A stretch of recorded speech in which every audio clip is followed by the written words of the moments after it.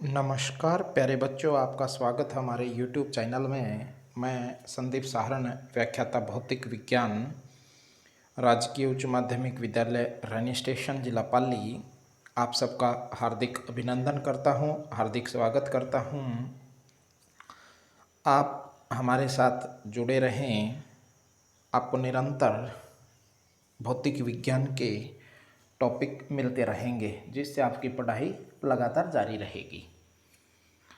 आज का हमारा टॉपिक गाउस प्रमेय के अनुप्रयोग में आगे बढ़ते हुए समरूप आवेशित अचालक परत के कारण किसी बिंदु पर विद्युत क्षेत्र की तीव्रता ज्ञात करना रहेगा।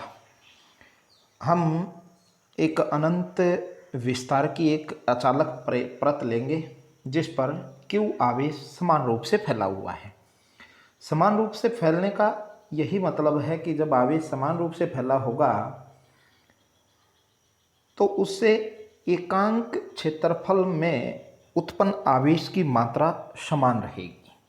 अर्थात एक नई भौतिक राशि जिसको हम पृष्ठ आवेश घनत्व कहते हैं, सिग्मा से जिसको लिखते हैं, जो होती है आवेश बटे हुए क्षेत्रफल, ये भौतिक राशि आपकी कांस्टेंट हो जाएगी, नियत हो जाएगी। और जब ये भौतिक राशि नियत हो जाएगी तो हमारे लिए आसान काम हो जाता है। तो हम क्या करेंगे, एक आवेशित चादर ले लेंगे। मैं आपको समझा देता हूँ कि ये एक आवेशित चादर है, इसके ऊपर समान रूप से आवेश फैला हुआ है और आवेश सतत रूप से है। हम इस परत के लंबवत r दूरी पर एक P बिंदु लेते हैं। इस P बिंदु पर विद्युत क्षेत्र की तीव्रता ज्ञात करनी है। हम ये देखना चाहते हैं कि P बिंदु पर विद्युत क्षेत्र की तीव्रता किस तरीके से ज्ञात की जा सकती है।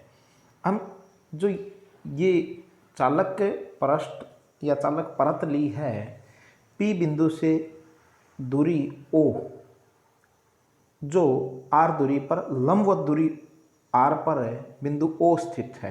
कहाँ स्थित है? ये परत के ऊपर। इसके अपवर्ड और डाउनवर्ड यानी ऊपर और नीचे समान दूरी पर दो हम एक समान क्षेत्रफल ले लेते हैं, यानी समान क्षेत्रफल के छोटे छोटे अल्पांश ले लिए। O बिंदु से ऊपर भी A1 है और नीचे A2 है, दो हमने ले लिए। हम इन अल्पांश क्षेत्रफल के कारण P बिंदु पर विद्युत क्षेत्र की तीव्रता ज्ञात करना चाहेंगे।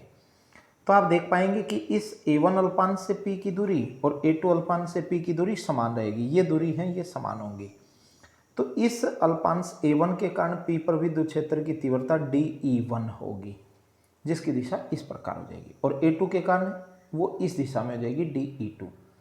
आप देखेंगे DE1 और DE2 समतलीय सदिश हैं, यानी दोनों के दोनों एक समतल के अंदर एक ही तल में उपस्थित हैं, लेकिन इनकी दिशा अलग अलग है। जब दो सदिश एक ही तल में हों और उनकी दिशाएं अलग अलग हों तो उनके घटकों का वियोजन किया जाता है। हम इनके घटकों का वियोजन किस तरीके से करेंगे, ये यहाँ देख लीजिए। ये एक DE2 है और इधर हमारा DE1 है। तो घटक क्या हो जाएंगे इसके, एक हॉरिजॉन्टल और एक वर्टिकल, यानी एक क्षैतिज घटक हो जाएगा, एक ऊर्ध्वाधर घटक हो जाएगा। मान लीजिए ये कौन थीटा बनाता है, ये भी थीटा बनाता है। अल्फा ले लो, अल्फा बराबर थीटा, एक ही बात है। कौन लेना है हमने, दोनों समान कौन होंगे। क्यों? DE1 और DE2 दोनों के परिमाण क्या है, समान है। जब दोनों के परिमाण समान हैं तो अब इनके घटक तोड़ के देखो। जैसे DE2 के तोड़ोगे तो इधर y अक्ष की ओर कौन सा घटक हो जाएगा, DE2 साइन थीटा, और इधर घटक कौन सा हो जाएगा, DE2 कोस थीटा। नीचे ऐसे ही DE1 का घटक नीचे की ओर कौन सा हो जाएगा, DE1 साइन थीटा, और इस दिशा में DE कोस थीटा। अब देखिए DE2 और DE1 यानी विद्युत क्षेत्र की तीव्रता DE1 और DE2 के परिमाण समान हैं। साइन थीटा के मान दोनों के लिए समान है। एक ऊपर की ओर सदिश है, एक नीचे की ओर, तो ये दोनों के मान एक दूसरे को क्या कर देंगे, निरस्त कर देंगे। तो हमारे साइन थीटा के घटक कैंसिल हो जाएंगे, बचेंगे कौन से, सिर्फ कोस थीटा के। और कोस थीटा के घटक हैं, ये क्या है, इस चादर के, जो हमने आवेशित चादर ली है, इस चादर के लंबवत घटक हो जाएंगे। ये समानांतर घटक थे जो, वो तो कैंसिल हो गए। कौन से घटक काम करेंगे, लंबवत। और कौन से घटक हैं, DE1 cos theta, DE2 cos theta. ये दोनों के दोनों आप देखोगे समानांतर हैं, अर्थात एक ही दिशा में हैं। जब एक ही दिशा में इन दोनों को जोड़ देंगे तो परिणामी विद्युत क्षेत्र की तीव्रता क्या जाएगी, इन दोनों के योग के बराबर। तो हम यहाँ से देख सकते हैं, मैंने यहाँ स्पष्ट लिख रखा कि DE1 DE2 को इसके घटकों में विभाजित करेंगे। ये DE1 साइन थीटा और DE2 साइन थीटा परिमाण में समान है, लेकिन दिशा में क्या है, ये विपरीत। और जब दिशा में विपरीत होंगे, परिमाण में समान हो, तो एक दूसरे को क्या कर देंगे, निरस्त। तो इन घटकों का कोई रोल नहीं बचेगा। दूसरे घटक कौन से हैं, दूसरे घटक हमारे DE1 कोस थीटा और DE2 कोस थीटा। ये भी परिमाण में समान रहेंगे, लेकिन एक ही दिशा में है, विपरीत नहीं है, ये समान दिशा में है। और समान दिशा में इन दोनों को हम जोड़ देंगे। इस प्रकार P बिंदु पर विद्युत क्षेत्र की तीव्रता हमारी कैसी हो जाएगी, परिणामी तीव्रता को प्रदर्शित कौन से घटक करेंगे, DE1 cos theta, DE2 cos theta. अतः विद्युत क्षेत्र सीट या परत के लंबवत P की दिशा होगी। यानी आप चित्र से देख सकते हैं कि दोनों के घटक इस दिशा में है, ये हमारे, और ये हमारी सीट है। सीट के क्या हो गए, लंबवत हो गए, 90 डिग्री का कोण बनाते हैं। और P बिंदु R है तो इसके अनुदिश हो जाएंगे। तो विद्युत क्षेत्र की तीव्रता परत के तो लंबवत रहेगी और P बिंदु के अनुदिश रहेगी, यानी इसकी ही दिशा में रहेगी। ये बात आपको ध्यान रखनी है। हम आगे बात करते हैं। आवेश हमारा सतत रूप से वितरित है। जब सतत रूप से आवेश वितरित होगा तो गाउस प्रमेय का प्रयोग करेंगे, और गाउस प्रमेय का प्रयोग करेंगे तो हमें गाउसियन पृष्ठ की कल्पना करेंगे। ये हमारी सीट थी, आवेशित सीट थी। हम क्या करेंगे, P बिंदु हमारा R दूरी पर है, तो जो हमारी जब हम गाउसियन पृष्ठ की कल्पना करेंगे तो उसके लिए हम ये P बिंदु R दूरी पे है इस बिंदु के, तो सीट के दोनों ओर आवेश होगा, दोनों ओर होगा तो R दूरी इधर होगी, R दूरी इधर, तो ये टोटल दूरी कितनी होगी, 2R। और ये क्षेत्रफल हम कितना ले रहे हैं, S।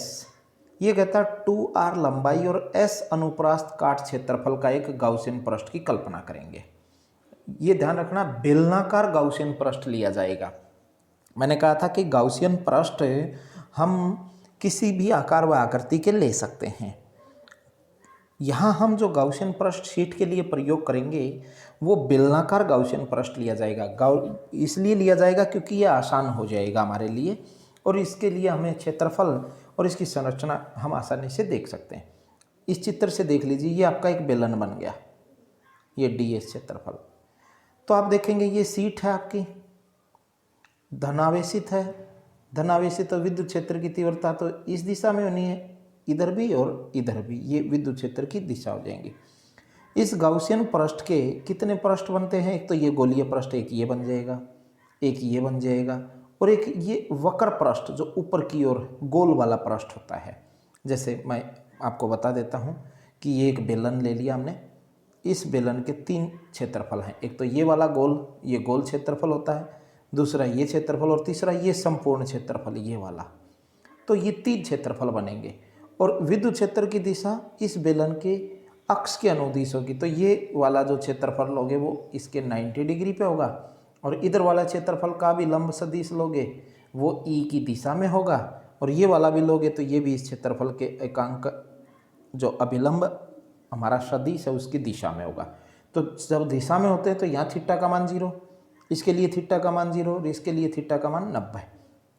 इस चित्र से एक बार देख लीजिए, ये हमने गाउसियन पृष्ठ लिया, यहाँ जो हमने गोलीय पृष्ठ लिया वो विद्युत क्षेत्र की E की दिशा में इसका पृष्ठीय क्षेत्रफल है, क्षेत्रफल सदिश है। तो ये समानांतर हो गए, समानांतर हो गए तो थीटा का मान 0 डिग्री। ये भी देख लीजिए, ये भी विद्युत क्षेत्र की दिशा है, यही दिशा आपके क्षेत्रफल की है DS की, यानी N की। तो यहाँ समानांतर हो गए तो थीटा का मान 0। अब यहाँ देख लीजिए, ये तो विद्युत क्षेत्र की तीव्रता की दिशा है और ये आपके पृष्ठ क्षेत्रफल की, तो थीटा कितना हो गया, 90 डिग्री। तो हम इसका विभाजन ऐसे करेंगे। ये देख लीजिए कि हम इसकी कल्पना इस प्रकार करते हैं कि P बिंदु बेलनाकार पृष्ठ के वृत्तीय फलक पर हो। वृत्तीय फलक का मतलब समझ गए ना, कि ये हमने बेलन लिया है तो P बिंदु यहाँ होना चाहिए, या तो यहाँ हो या यहाँ, इस वक्रीय पृष्ठ पर नहीं होना चाहिए, इधर नहीं होना चाहिए, वृत्तीय पे होना चाहिए, गोल भाग पे होना चाहिए। गाउसियन पृष्ठ द्वारा परिबद्ध आवेश, अब इस जो हमने पृष्ठ लिया था, ये हमने जो गाउसियन पृष्ठ लिया था पूरे का पूरा, इस पर आवेश निकालना हो, आवेश कैसे निकालोगे, पृष्ठ घनत्व इंटू लिया गया क्षेत्रफल Q is equal to sigma S, क्योंकि सिग्मा कांस्टेंट राशि है। अगर क्षेत्रफल कम लेंगे तो आवेश कम हो जाएगा, ज़्यादा लोगे तो ज़्यादा हो जाएगा।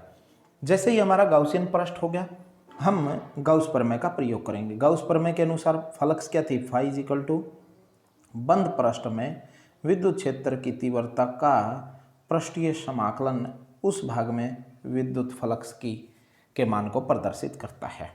अब ये और फ्लक्स किसके बराबर थी, Q अपॉन एप्सिलॉन 0 निर्वात में। तो गाउस का नियम क्या हो गया हमारा, गाउस का नियम ये हमारा नियम हो गया गाउस का। आवेश समीकरण 1 से आवेश का मान Q का मान उठा लो कि पृष्ठ ने कितने आवेश को परिबद्ध किया हुआ है। परिबद्ध का मतलब जो हमारा गाउसियन पृष्ठ था उसके अंदर आवेश कितना है, आवेश कितना है, Q is equal to sigma into S. ये इस गाउस प्रमेय में मान रख देंगे। समीकरण 1 से Q का मान रखेंगे, ये समीकरण 1 है, तो हमारा क्या बन जाएगा, हमारा मान बन जाएगा E डॉट डी एस का बंद समाकलन बराबर है सिग्मा एस अपॉन एप्सिलॉन 0, यानी E dot D S is equal to Q का मान क्या रख दिया, सिग्मा एस बटे हुए एप्सिलॉन 0 निर्वात में। जैसे ही यहाँ तक हमारा आ जाए ये भाग, तो ये इधर का हिस्सा हमारा राइट साइड तो हमारी सोल्व होगी, रही कौन सी है, लेफ्ट साइड। लेफ्ट साइड को सोल्व करेंगे तो बेलनाकार पृष्ठ को हम 3 भागों में बांट सकते हैं। 3 भागों में कैसे बांटेंगे, आप ऊपर चित्र से भी देख सकते हैं, नहीं तो यहाँ भी समझा देता हूँ मैं। ये हमारा बेलन था, इसके 3 क्षेत्रफल कौन हो गए, एक तो ये DS1, एक ये वाला ऊपर वक्रीय पृष्ठ हो गया DS2, और एक इधर हो जाएगा DS3। 3 भागों में हो गए। और विद्युत क्षेत्र की तीव्रता की ये दिशा है, इसके साथ थीटा डिग्री, तो एक को इसको हम क्या बोलेंगे, दाएं हाथ की तरफ है, ये बाएं हाथ की तरफ है, और ये कौन सा, वृत्तीय, और ये वाला कौन सा होता है, वक्र पृष्ठ। तो हम इसको ऐसे बोल देंगे कि वृत्तीय बायां फलक, दूसरा भाग कौन सा हो जाएगा, वृत्तीय दायां फलक, और तीसरा कौन सा हो गया, वक्र पृष्ठ। 3 भागों में हमने बेलन को तोड़ लिया। अब हम एक एक के बारे में पढ़ेंगे। सबसे पहले पढ़ेंगे बेलनाकार पृष्ठ यानी गाउसियन पृष्ठ के वृत्तीय बायां फलक, यानी ये हमने जो बेलन लिया है इसकी बाईं ओर के हिस्से की बात करेंगे। E और DS क्या है, परस्पर समानांतर हैं, तो कोण कितना हो जाएगा इनके बीच में, 0 डिग्री का कोण इनके बीच में हो जाएगा। ये आप 0 डिग्री का कोण हो गया, और जब 0 डिग्री कोण होगा तो कोस 0 का मान कितना होता है, 1, तो कोस थीटा का मान कितना बन जाएगा, 1। फिर गाउसियन दाएं भाग की बात करो, दायां भाग यानी हमारा ये आपने एक बेलन लिया है ये, तो इसका ये दायां वृत्तीय भाग है, इधर DS है, इधर E है, इनके बीच भी कितना कोण है, 0 डिग्री, तो ये भी कोस 0 का मान 1। तीसरा है वक्र पृष्ठीय, वक्र पृष्ठीय यहाँ था क्षेत्रफल ये हो गया DS, और E इस दिशा में, तो इनके बीच में कितना कोण है, 90, तो कोस 90 का मान 0। इस तरीके से हम इनके 3 भागों में तोड़ देंगे।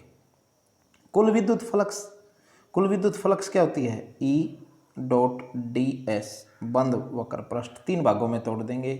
EDS कोस 0 बायां भाग प्लस EDS कोस 90 ये वक्र पृष्ठ भाग, और ये फिर दायां भाग, ये पहला भाग हो गया, ये तीसरा भाग, और ये दूसरा भाग, ये वृत्तीय भाग हैं, ये आपका पृष्ठीय। पृष्ठ में थीटा का मान 90 था, इसलिए कोस 90 का मान 0, तो बीच वाला भाग 0, ये 2 भाग बच जाएंगे, EDS और EDS।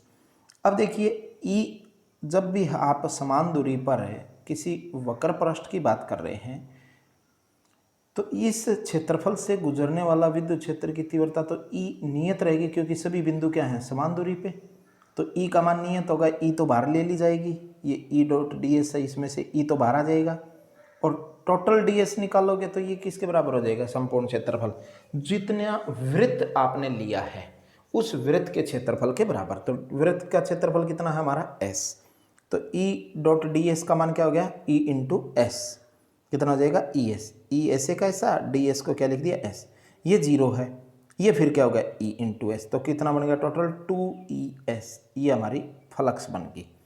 तो उठा के हम ऊपर वाले समीकरण में रखेंगे। गाउस का नियम क्या था, गाउस का नियम है phi is equal to sigma S upon epsilon 0, और समीकरण 2 से मान रखो, समीकरण 2 से मान फाई का रखोगे तो क्या हो जाएगा, 2ES is equal to sigma S upon epsilon 0, S से एस काट दो तो क्या बचेगा हमारा, जब एस से एस काट देंगे तो 2E is equal to sigma upon epsilon 0, और इस 2 को उठा के इस दिशा में ले आओ, इस दिशा में लाओगे तो क्या बन जाएगा हमारा, ई बराबर है सिग्मा अपॉन 2ε0।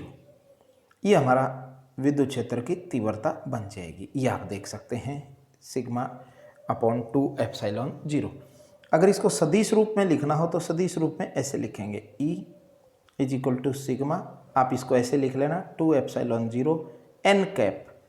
ये अभिलंब सदिश को प्रदर्शित करेगा और इसकी दिशा कौन सी होगी विद्युत क्षेत्र की, जो हमने ऊपर समझी थी कि ये हमने जो पृष्ठ लिया है इस पृष्ठ के लंबवत रहेगी। ये n कैप को प्रदर्शित करेगा इस पृष्ठ के, ये आवेशित पृष्ठ था, इसके लंबवत n प्रदर्शित होगा।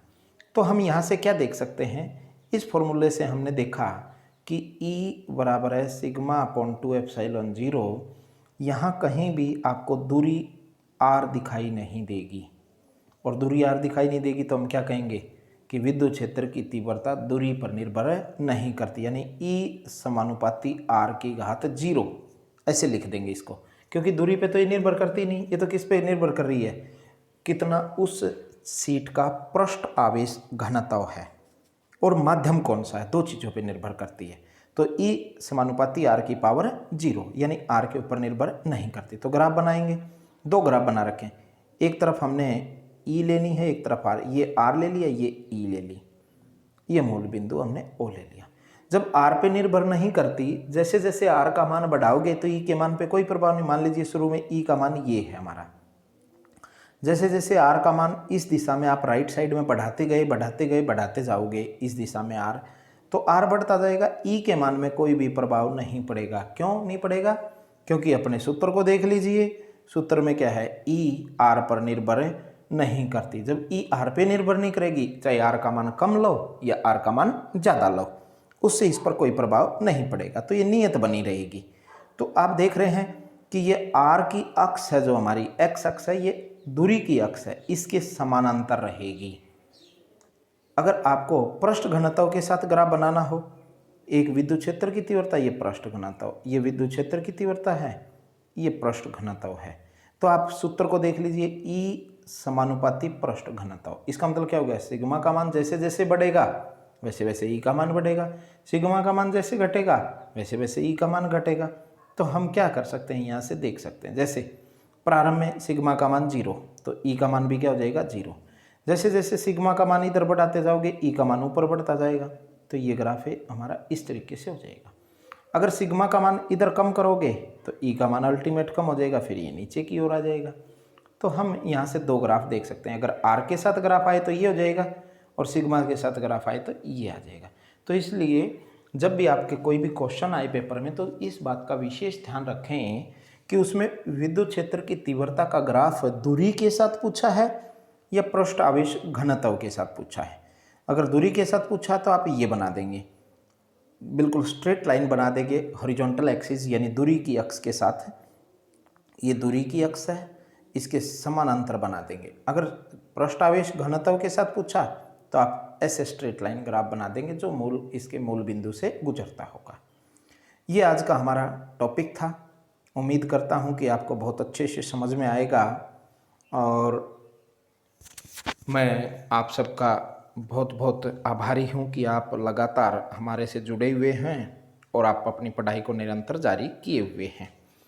एक बार फिर मैं व्याख्याता संदीप सारण आप सबका बहुत बहुत धन्यवाद करता हूँ। आप ज़्यादा से ज़्यादा इसको सब्सक्राइब करें, ज़्यादा से ज़्यादा बच्चों को भेजें, ज़्यादा से ज़्यादा इसको पढ़ें, आपको बहुत इसका लाभ मिलेगा। और इस वीडियो के जस्ट पहले वाले वीडियो को देखने के लिए आप डिस्क्रिप्शन में जाकर डिस्क्रिप्शन में दिए गए लिंक पर क्लिक करेंगे तो इससे पूर्व का, यानी जो हमने इससे पहले जो वीडियो बनाया था वो आपको प्राप्त हो जाएगा। हर वीडियो के डिस्क्रिप्शन में जाएं, वहाँ पर लिंक डला होता है, उस लिंक पर जब आप क्लिक करेंगे तो आपको इससे पहले के वीडियो मिल जाएंगे। बहुत बहुत धन्यवाद आप सबका।